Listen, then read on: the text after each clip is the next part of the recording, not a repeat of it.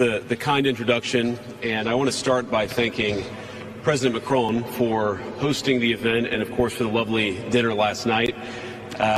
During the dinner, President Macron looked at me and asked if I would like to speak, and I said, Mr. President, I'm here for the good company and free wine, but I have to earn my keep today. And I, of course, want to thank Prime Minister Modi for being here and for co-hosting the summit, for all of you for participating. And I'm not here this morning to talk about AI safety, which was the title of the conference a couple of years ago. I'm here to talk about AI opportunity. When conferences like this convene to discuss a cutting-edge technology, oftentimes I think our response is to be too self-conscious, too risk-averse. But never have I encountered a breakthrough in tech that so clearly calls us to do precisely the opposite. Now, our administration, the Trump administration, believes that AI will have countless revolutionary applications in economic innovation, job creation, national security, healthcare, free expression, and beyond. And to restrict its development now will not only unfairly benefit incumbents in the space, it would mean paralyzing one of the most promising technologies we have seen in generations. Now, with that in mind, I'd like to make 4 main points today. Number 1, this administration will ensure that American AI technology continues to be the gold standard worldwide, and we are the partner of choice for others, foreign countries, and certainly businesses as they expand their own use of AI. Number 2, we believe that excessive regulation of the AI sector could kill a transformative industry just as it's taking off, and will make every effort to encourage pro-growth AI policies. And I like to see that deregulatory flavor making its way into a lot of the conversations this conference. Number 3, we feel very strongly that AI must remain free from ideological bias, and that American AI will not be co-opted into a tool for authoritarian censorship. And finally, number 4, the Trump administration will maintain a pro-worker growth path for AI, so it can be a potent tool for job creation in the United States. And I appreciate Prime Minister Modi's point. AI, I really believe, will facilitate and make people more productive. It is not going to replace human beings. It will never replace human beings. And I think too many of the leaders in the AI industry, when they talk about this fear of replacing workers, I think they really miss the point. AI, we believe, is going to make us more productive, more prosperous, and more free. The United States of America is the leader in AI, and our administration plans to keep it that way. The U.S. possesses all components across the full AI stack, including advanced semiconductor design, frontier algorithms, and, of course, transformational applications. Now, the computing power this stack requires is integral to advancing AI technology. And to safeguard America's advantage, the Trump administration will ensure that the most powerful AI systems are built in the U.S. with American-designed and manufactured chips. Now, just because we're the leader doesn't mean we want to or need to go it alone, of course. And let me be emphatic about this point. America wants to partner with all of you. And we want to embark on the AI revolution before us with the spirit of openness and collaboration. But to create that kind of trust, we need international regulatory regimes that fosters the creation of AI technology rather than strangles it. And we need our European friends in particular to look to this new frontier with optimism rather than trepidation. Now, the development of cutting-edge AI in the U.S. is no accident. By preserving an open regulatory environment, we've encouraged American innovators to experiment and to make unparalleled R&D investments.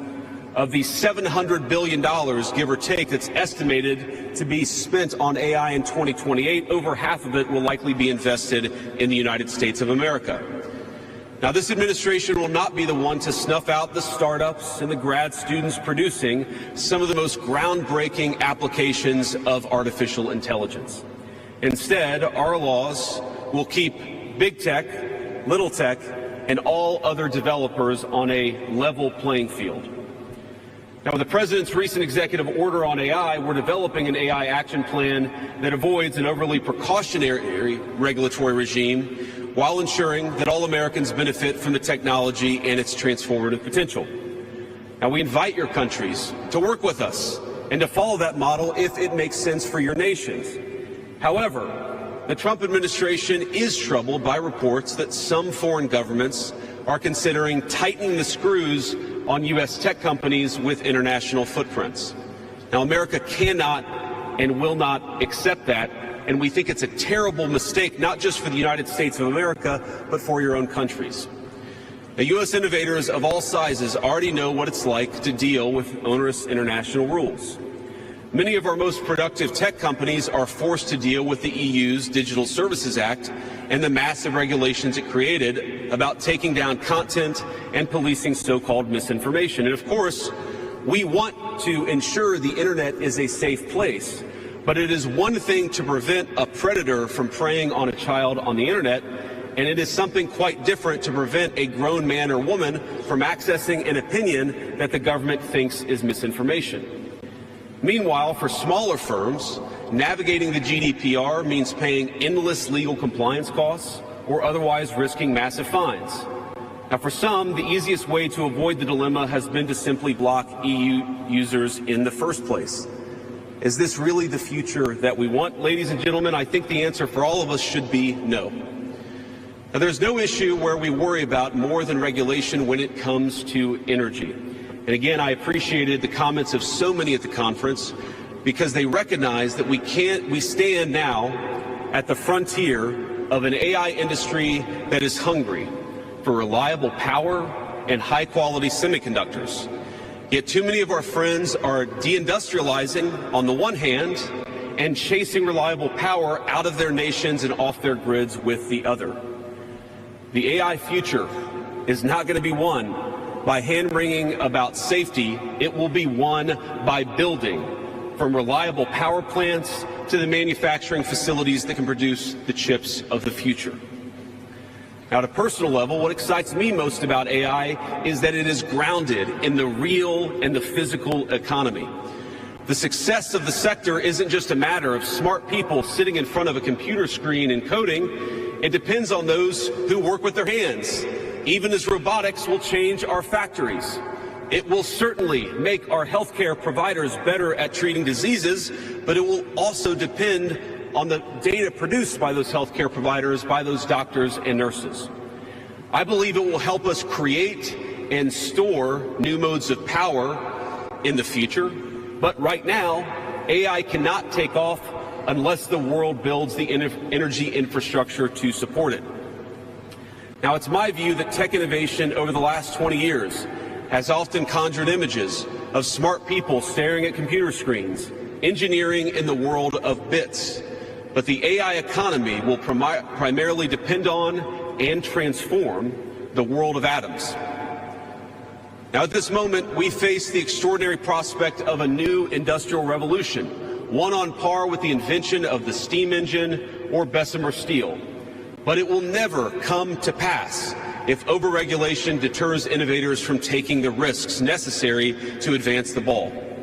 Nor will it occur if we allow AI to become dominated by massive players looking to use the tech to censor or control users' thoughts. And I'd ask if you step back a moment and ask yourself, who is most aggressively demanding that we, meaning political leaders gathered here today, do the most aggressive regulation?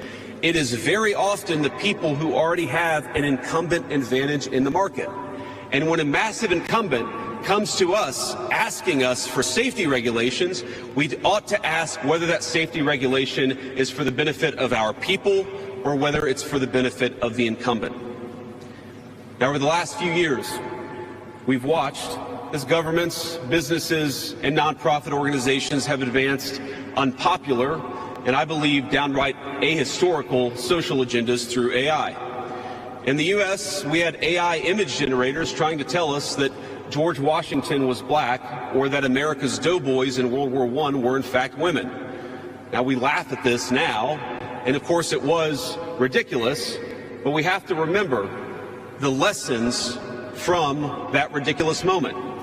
And what we take from it is that the Trump administration will ensure that AI systems developed in America are free from ideological bias and never restrict our citizens' right to free speech. We can trust our people to think, to consume information, to develop their own ideas, and to debate with one another in the open marketplace of ideas.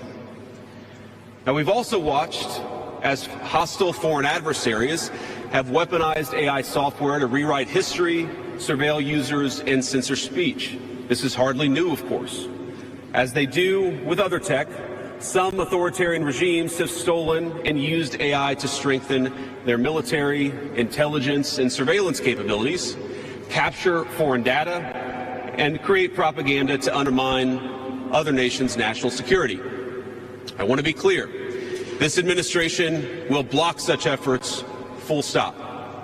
We will safeguard American AI and chip technologies from theft and misuse, work with our allies and partners to strengthen and extend these protections, and close pathways to adversaries attaining AI capabilities that threaten all of our people.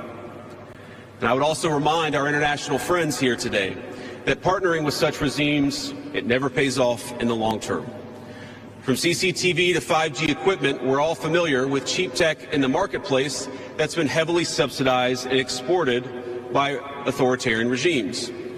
But as I know, and I think some of us in this room have learned from experience, partnering with them means chaining your nation to an authoritarian master that seeks to infiltrate, dig in, and seize your information infrastructure.